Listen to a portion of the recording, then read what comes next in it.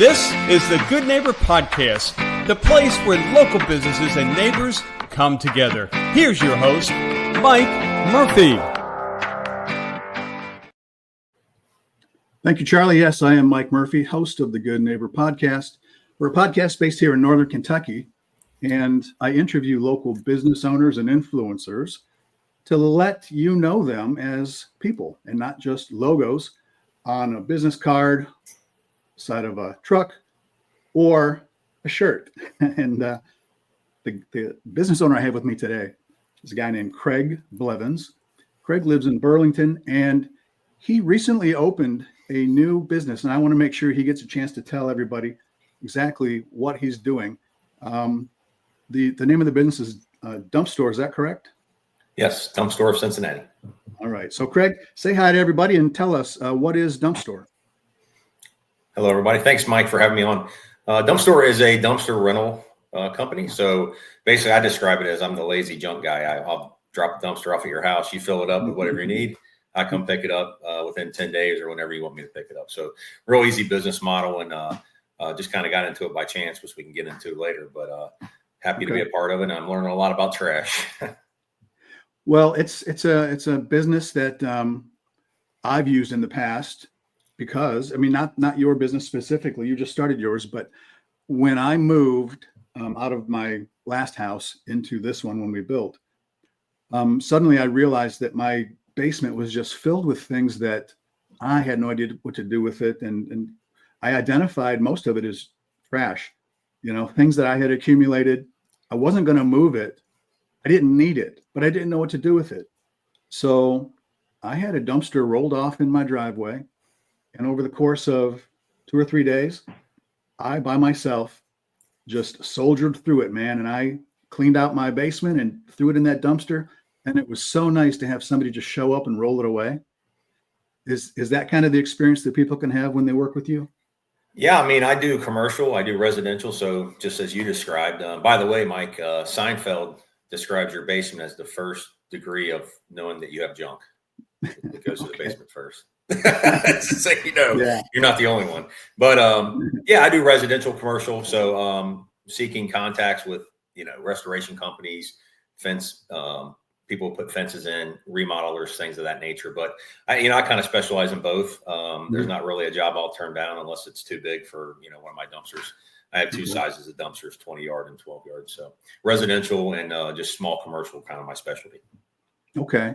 When I see dumpsters in the neighborhood, usually it's because, of course, the construction crews are out working, building houses or whatever. Or I also see roofing crews doing tear-offs, ripping shingles down and throwing them into the dumpster in the driveway. And I never knew if they have their own dumpsters or if they rent them or maybe a little bit of both.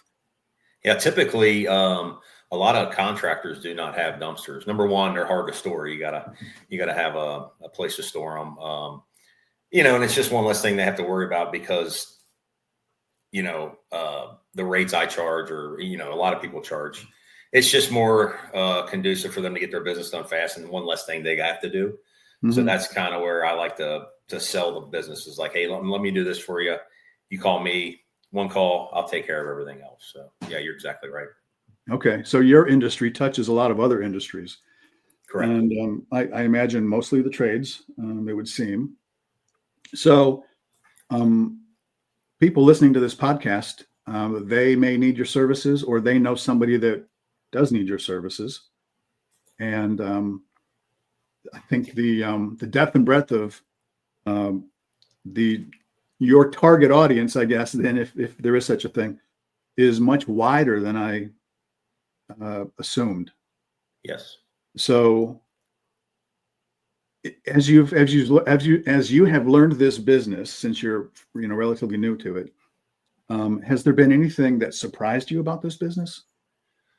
No, I can't say surprise, but just things I come across and it's just kind of a light bulb. Not really a surprise, but like, I've never worked in like the transportation industry, which is kind of a little bit of what we do, and just dealing with like the U.S. Department of Transportation and all the ins and outs of that part of it. Mm-hmm. I've dealt with truck drivers my whole life in my prior industry, and didn't really know what was all into it. There's a lot more to it than like keeping logs and all that kind of thing. Just the safety is paramount. And of course, that didn't surprise me. But one thing that did surprise me was I've gotten 2 calls now for like burnt down buildings, and I wasn't expecting that. So that was kind of a surprise. To guy called me, he needed to clean a trailer that burnt down on his property. Another guy called me, needed for next week, need to clean up a barn. So they're just like those kind of things that you never really know that are going on. And that's good for my industry, because obviously that's work. And so that was a little bit of surprise, but really just like the transportation part of it, that just knowing all the ins and outs of that was kind of gave me anxiety, but now I'm learning it. And it's like second nature. You touched on something earlier. You said, I think you said the word storage or inventory of dumpsters, but you alluded to the fact that you've got a couple sizes available. I'm sure you have more sizes than that ultimately available to you. I just don't know what your world looks like right now in this moment. What's your inventory looking like, and what type of lead time do you require? So right now I do only have the 12-yard and 20-yard. I do have more available to me. I can get them pretty fast.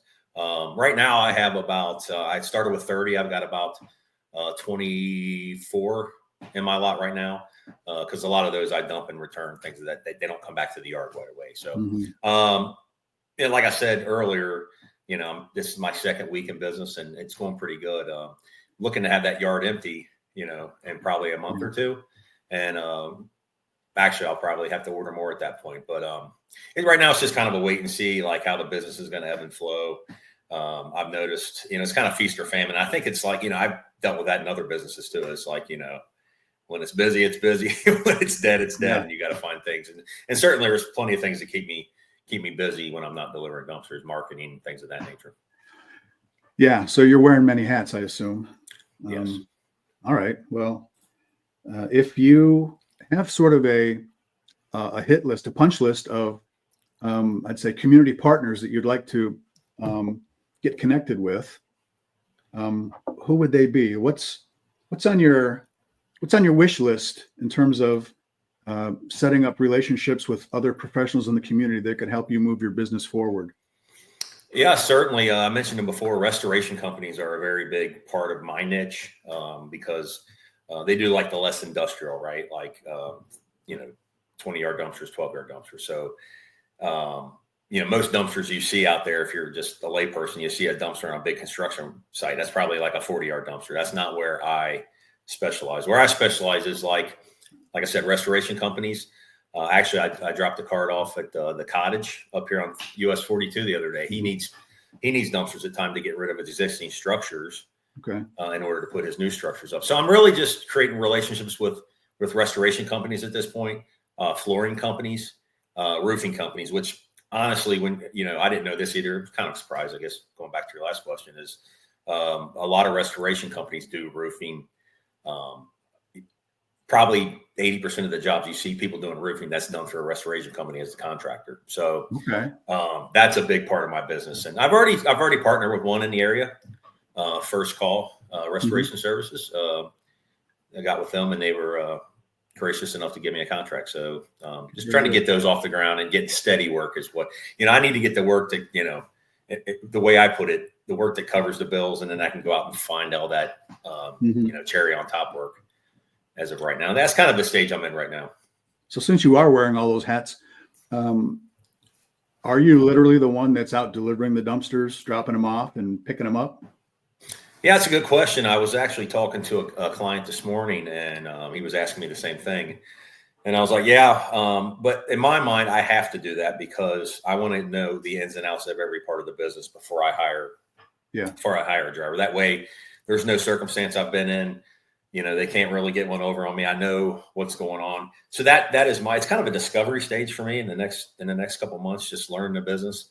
Yeah. And then really once I start picking up business, and I'm comfortable with all the scenarios and walking them through it and training them, then I'm going to go out and just kind of be the sales guy or the face of the company. That's kind of the journey I'm on right now. Okay. So somebody that helps support you learning this business and making sure that you're getting sleep, making sure you're getting fed, making sure to keep your energy up. is your wife, Stacy. Yeah, she's actually right here in the room with me. We share an office together, so that was one of my motivating factors for leaving the corporate world was to spend more time with family. And we had said right when we got married, like, it'd be nice if we could work with each other every day. So I'm in and out, but we've shared the office now, and it's kind of cool to just sit here and be able to talk about dinner tonight or whatever without having to make a phone call or whatever. But yeah, she's been a great support, and she's actually the one that pushed me to do it. So love her to death and love the family, and they're supporting me like crazy. Let's make Stacy poke her head in behind you and wave and say hello. Come on over, Stacy. Come say hello. Now she's gonna make me look bad on camera here. Hey, Stace. It's nice to see you. It's nice to see you're not in your bathrobe. I can't hear you. Okay. Oh. Yeah. Good thing she couldn't hear me. Yeah. So then you've got kids as well too that are part of your world. What's family look like for you? Family's awesome. So I've got a 20-year-old son who is in UC. He is interning down in Louisville right now for this semester as a software engineer. So he's basically a junior at the end of this semester. He's doing really well. And then I've got two bonus children, stepchildren, whatever you call them. They're my kids, whatever you want to call them. But Ethan, he's 11, and Raven, she's 6. And they've been a great addition to my life, to be honest with you. Yeah, we have a great time. Cute little kids. I've seen them. I actually knew Stacy from past jobs that we worked together back in our Com Air days, and so I've known her quite a while. And, your name comes up. Your name has been coming up since we've been together. So. And now here we are. Here we are. We got to meet face to face about 2 weeks ago, maybe. Yeah, very fun event. Yeah, I'm still getting calls from that event, to be honest with you. I met with a guy this morning. Yeah. We hold those events for just that reason. We want to make those connections. Just that's the point of this podcast as well. Yeah, great job on that, by the way. So what do you guys do for fun? You're in heavy work mode right now, obviously, but when you get a chance to get away, what do you guys like to do? Well, we like to just get outside, walk the dogs. That's a big part. Now it's warming up. We're looking forward to just hanging out on the patio, grilling. I love to cook, so that's obviously a big center of the family kind of thing. We can get all get together. Right. I probably cook too much. There's a lot of leftovers and stuff I'm tossing all the time, but I just like to make different things, and I always like to have food in the house for the kids when they're here because honestly, they always want food like all the time. So. Okay. Well, I love to cook too. And, what's on my to-do list this spring is to finally buy that Blackstone grill I've been looking at. Nice. So what's your favorite cooking tool? Do you cook outdoors? Are you an outdoor barbecue guy? I cook outdoors. I like to grill and smoke. But mostly I like to like brunch is my specialty. I like to make brunch. Okay. But I love to grill, and one of the things I really love to do is I don't know if you've ever heard of a raclette grill, Mike. No. It's a European mode of eating. It's kind of like if you think of fondue. You chop a bunch of vegetables. You're cooking at the table while you're talking to people, drinking some wine, whatever. So I love to entertain. So doing things like that. I like to cook a lot of food. So if I know somebody's coming over, if I can make, a 5-gallon or a 2.5-gallon bucket of soup or whatever, I just like to feed a lot of people. And that's what brings me joy. And I like to do some golfing. Stacy's getting into golfing as well. And we'll probably hit the driving range maybe this weekend. Okay. Yeah. Beautiful weather for that. Yeah. I'm a scramble golfer. I'm not a great golfer by any means. I just like to go out there and have fun, raise money for charity, have a beer or two, or maybe sneak a bourbon here or there while I'm hitting the pill around. But hey, why not? It's a good excuse to get outside for sure. And it's definitely better than mowing the lawn in my mind. Amen, brother. So let's see.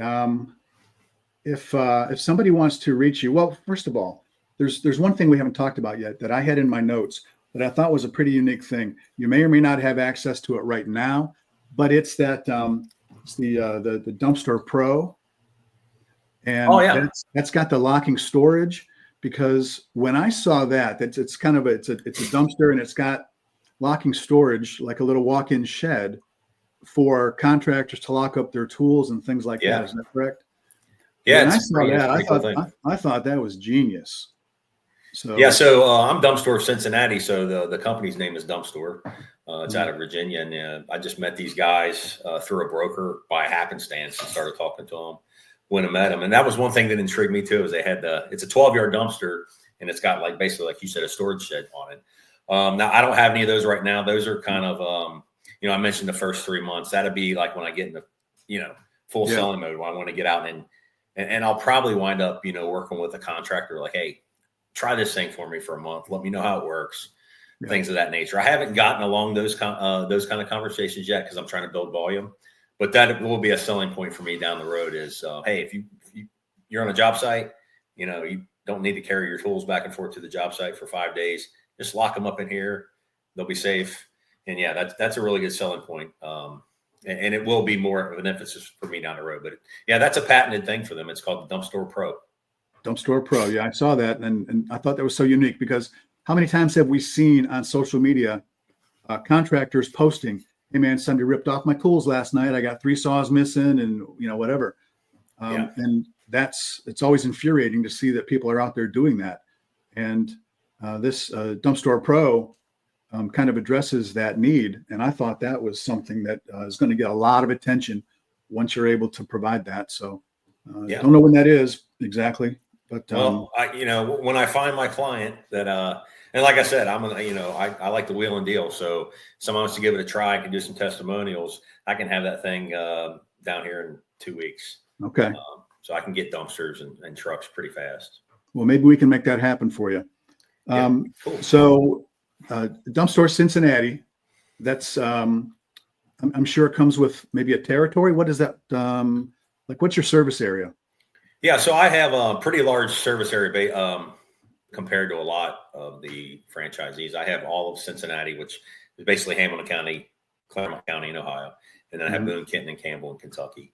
And nobody owns any territories around me. So I'm also been served. Like I went and picked one up from Vevey, Indiana yesterday. So, I haven't looked to expand in those areas. But as of right now, I'm basically Hamilton down to Crittenden, north to south. And then if you look at like Cleves, Lawrenceburg area on the west over to Batavia. So that kind of gives you a picture of where I'm on. It's a pretty large territory. It's basically in their vernacular, it's 4 territories. So, and I thought, well, if I'm going to go, I'm going to go big or go home. So they were actually a little worried about the bigger territory, but I was like, I got it handled.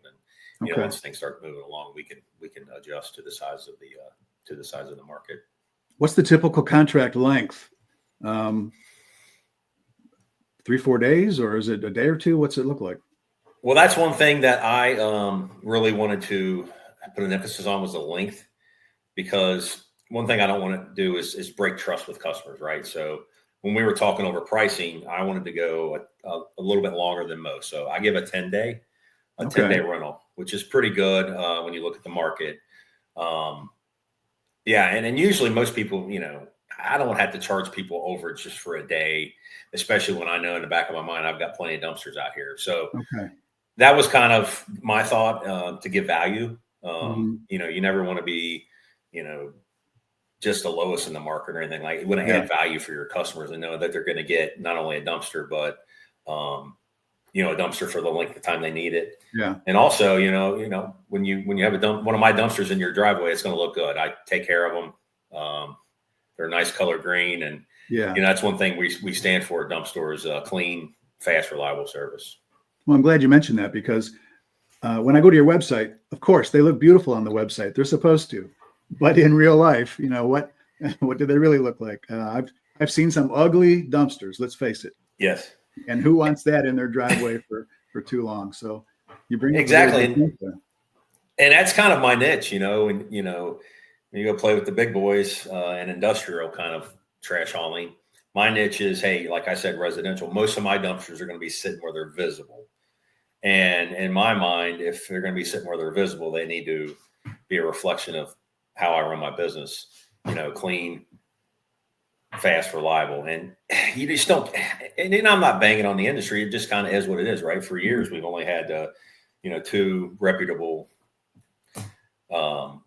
trash haulers in the area, and it's kind of like the electric companies. You're kind of beholden to that. Right. And what I offer the public is number one, a different choice, customer service. Because to be honest with you, those guys that are bigger, I'm not saying they don't have time, but that's not their emphasis, right? They're moving as much tonnage as they can. I've got to elicit business through being a great communicator, being clean, being on time, and just forming a relationship with the customer. And that's what is going to get me the business and get me the repeat business.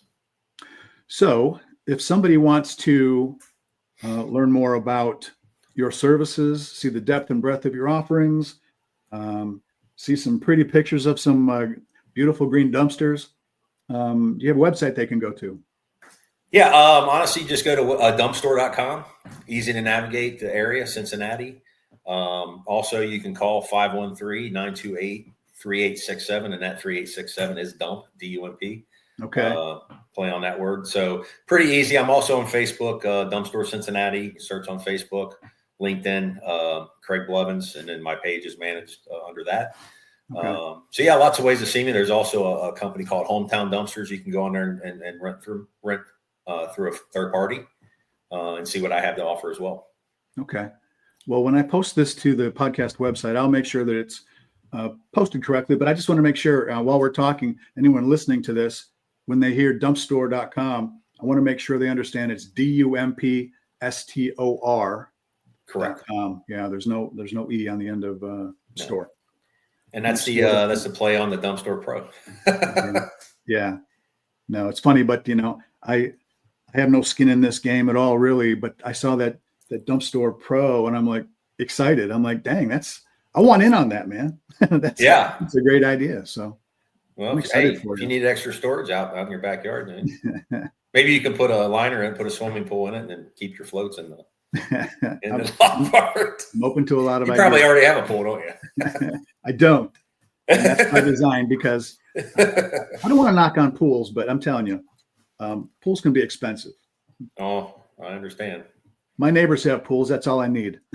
Hey, friends with pools, friends with boats. That's what you need. Yep, exactly. You got it, brother. All right. Is there anything that we haven't talked about that you wanted to make sure people knew, or have we done? The only thing I would say is, I started this journey back in October, and I had a very long, successful career with a big company in the area. Worked for them for 20 years. And I never thought the time would come in my life where I would just look up and be like, this isn't what I want to do. Right. Yeah. And I kind of I woke up one day and just said, hey, I need to do something else, because I need to find where my passion lies, and it doesn't lie in this anymore. And it wasn't the fault of anybody. I think it was just, I went the course with where I was at, and it was kind of time to go on and do something. And I just started researching. So just, message out there to anybody, don't feel stuck into anything. You have more, you have more control over your life than you think. Yeah. Go find something you love to do. Go start meeting with people, and things start falling into place. Of course, it's hard work, and a lot of time. But, that would be my message to everybody, because, I've dealt with plenty of people in my old career, and I still do, just counseling them through, hey, going through the same thing I went through, and like, hey, go try this, go try that. Yeah, like, you have more power, more control over your life than you actually think. Scary and exhilarating at the same time. Awesome. And, yes. Yeah. You jump off that cliff, and, you just hope that there's something down there that was worth it. Well, you said something at that networking event, and I think I've used it once, is I said something to the effect, I haven't made $1 in like 5 months. And you said, spoken like a true entrepreneur. And now I'm really starting to learn that, so that stuck with me. I'm going to steal that from you and use it if you Okay, times. Very good. You have to patent it or not. Yeah, because I'm sure I stole it from somebody else. So we pass along our knowledge and wisdom. And I'm happy that you and I got to sit down today and let people know about your new venture, DumpStor of Cincinnati, and that they got to meet you and see your smile and hear about not only DumpStor of Cincinnati, but your love of brunch. Yes, love brunch. maybe too much. That's why I have the camera up top here. Yeah, me too. Yep. There's a method to our madness. Yep. Yes. All right, Guy. Well, I'm happy that we got to sit down today and do this. Looking forward to your success, and I'll do everything I can to help push you forward in this new endeavor. And I can tell you, we're going to have you over for some raclette here soon. I'm going to teach you all about it. Yes, would love that. Would love it. Yeah. Maybe play some euchre, right? Yeah. Itching to play euchre. Yeah. Well, I appreciate you having me on. This was fun. Yeah, we'll do it again sometime. We'll meet back here in a few months or so and update everybody on how it's going for you. I do want to mention one other thing. Mm-hmm. Another part of the reason I got into business for myself is I love giving back to the community. Yeah. I love being able to help children, especially. So I'm looking really in the next couple months with DumpStor, because they have a great community outreach program, to raise some money for some really great causes that I won't mention right now, but I know what they are, and I look forward to getting out in the community and helping people out. Yeah, I would love to help you with that. I've got some community publications that we can promote that in, and we'll do another podcast specific to that. Part of my mission is to highlight local nonprofits, charitable endeavors, and man, oh man, especially when kids are involved, I'm right there with you, brother. Yeah, that's what it's all about. Right. Well, I appreciate it, Mike. Well, with that being said, this is the end of the latest episode of the Good Neighbor podcast. Always good to talk to new business owners. I'll just say to the listeners out there, be good to your neighbors. Until next time, see you, everybody. Take care. Thanks for listening to the Good Neighbor Podcast Union. To nominate your favorite local businesses to be featured on the show, go to gnpunion.com. That's gnpunion.com, or call us at 859-651-8330.